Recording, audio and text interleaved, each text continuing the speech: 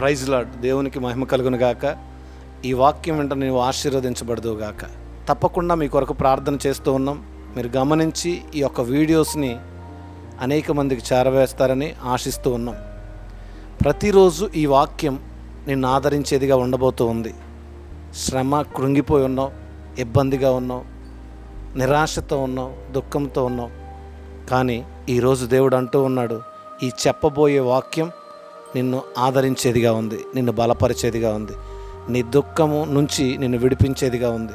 ఇక్కడ అపోస్తుడైన పౌలు గారు రోమియోలకు రాస్తూ ఆ పత్రికలో మాట్లాడుతూ ఉన్నాడు, సువార్త చేయటానికి నేను సిగ్గుపడేవాడను కాదు అని వాక్యం అంటూ ఉంది.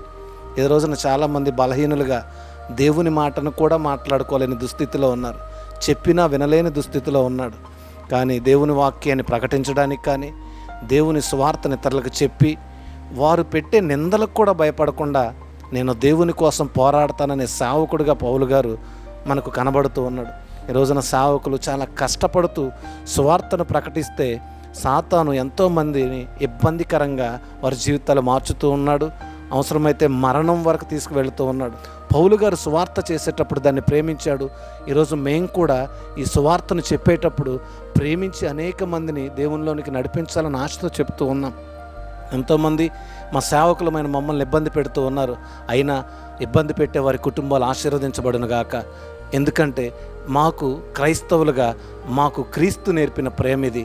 దీని ద్వారా మీరు కూడా ఆశీర్వదించబడాలి, మీరు కూడా రక్షణ పొందాలి. ఎందుకంటే దీని భారము మీరు రక్షణ పొందడానికి, ఈ యొక్క బాధలు మీరు రక్షణ పొందడానికి, ఈ శ్రమలు మీరు రక్షణ పొందడానికి గుర్తు తెచ్చుకొని మమ్మల్ని ఆదరించండి.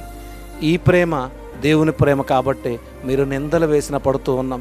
మీరు శ్రమ పెట్టినా, మీరు కష్టపెట్టినా, రోడ్ల వెంట మమ్మల్ని ఇబ్బంది పెట్టినా, బైబిల్ చించివేసిన, బైబిల్ కాల్చివేసిన, పరిశుద్ధ గ్రంథాన్ని తొక్కినా మేము మీ కొరకు ప్రార్థన చేసే క్రైస్తవులుగా ఉండబోతూ ఉన్నాం. ఇది నా దేశానికి అవసరం. దేవుని కాపుదల నా దేశానికి, నా కుటుంబానికి, నా వాళ్ళందరికీ కూడా అవసరమైంది. దేవుడు తప్పకుండా ఈ పరిచర్యను ముందుకు తీసుకువెళ్తూ ఉన్నాడు.